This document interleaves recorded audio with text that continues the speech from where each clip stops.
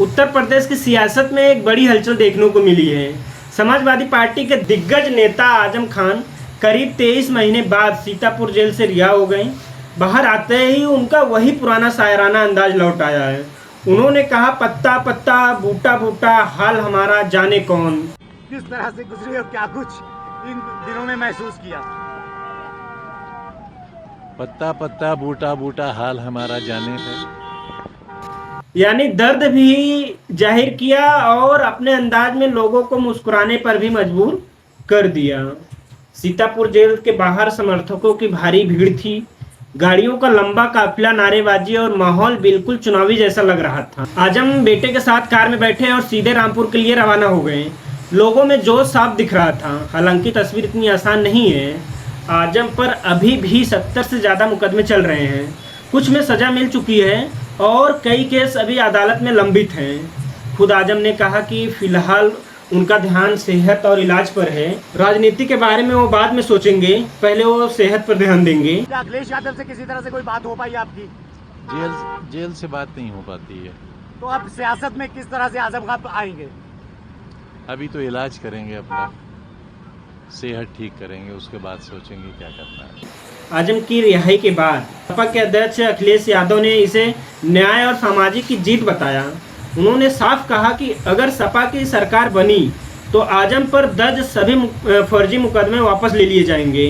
अखिलेश ने यह भी भरोसा जताया कि आजम एक बार फिर भाजपा की नीतियों के खिलाफ आवाज उठाएंगे, जैसे पहले उठाते थे। सर, ये कुछ चंडू खाने की खबरें चल रही थी कि आजम खान साहब बसपा के नेताओं से संपर्क। देखिए, आदरणीय आजम खान साहब समाजवादी पार्टी और समाजवादी पार्टी के संस्थापक नेताजी और हम लोगों के साथ और भारतीय जनता पार्टी का मुकाबला करने पर आज से नहीं, न जाने कब से सबसे बड़ी भूमिका उनकी और समाजवादियों की रही है।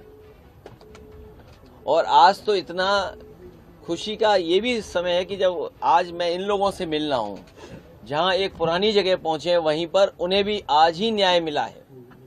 और हमें उम्मीद है कि आने वाले समय में उनके सभी मुकदमे खत्म होंगे और समाजवादी सरकार बनने पर जिस तरीके से मुख्यमंत्री जी ने अपने मुकदमे वापस लिए हैं, उन्होंने न केवल अपने मुकदमे वापस लिए हैं बल्कि डिप्टी सीएम के भी मुकदमे वापस लिए हैं, तमाम भाजपाई नेताओं के मुकदमे वापस लिए हैं। समाजवादी सरकार बनने पर जितने भी झूठे मुकदमे लगे हैं आदरणीय मोहम्मद आजम खान साहब पर, वो सब वापस लेने का काम सरकार में होगा। लेकिन यहाँ एक और चर्चा तेज है, क्या आजम बसपा का दामन थाम सकते हैं? इस सवाल पर उन्होंने न हाँ किया और ना ही ना किया।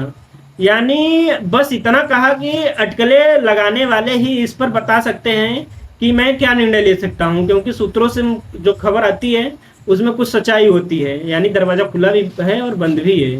जो लोग अनुमान लगा रहे हैं वही लोग बता पाएंगे। मैं तो सर, अभी अखिलेश यादव ने भी कहा क्योंकि जेल में किसी से मुलाकात नहीं होती थी, फोन करने की भी मुझे इजाजत नहीं थी, कोई राब्ता हो ही नहीं पाता था किसी से।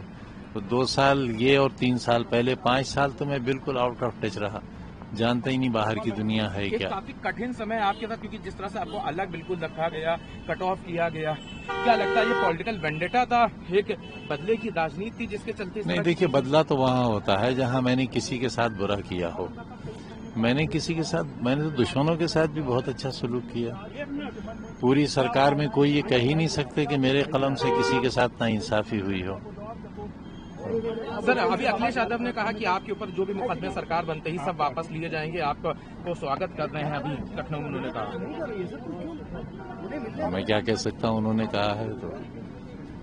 अभी तक कोई बात हुई फोन पे उनकी, या अभी तो थोड़ी देर हुई है निकले जेल से।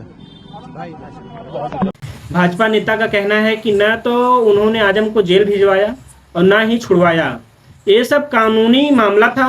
हालांकि राजनीतिक जानकार मानते हैं कि रामपुर और वेस्ट यूपी में आजम की मौजूदगी से भाजपा को चुनौती मिल सकती है, क्योंकि यहाँ मुस्लिम वोट बैंक काफ़ी मजबूत है।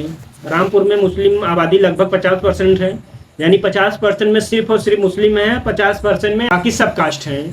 मुरादाबाद, अमरोहा, संभल और बिजनौर जैसे जिलों में ये भी आंकड़ा 35 से 45% के बीच है। ऐसे में अगर आजम खान सक्रिय राजनीति में लौटते हैं तो सपा को सीधा फायदा होगा, लेकिन अगर उन्होंने बसपा का रास्ता चुना तो मुस्लिम वोट बढ़ सकता है और समीकरण पूरी तरह बदल सकता है।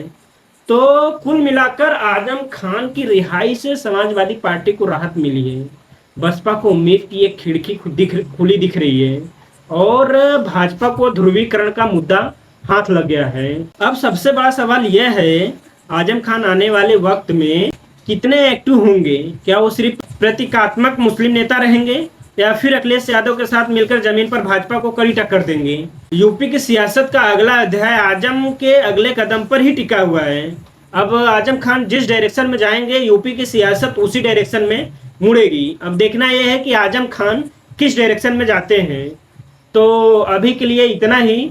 देखते रहिए ER राजपूत नेशन। मैं हूँ ER राजपूत। जय हिंद, जय भारत।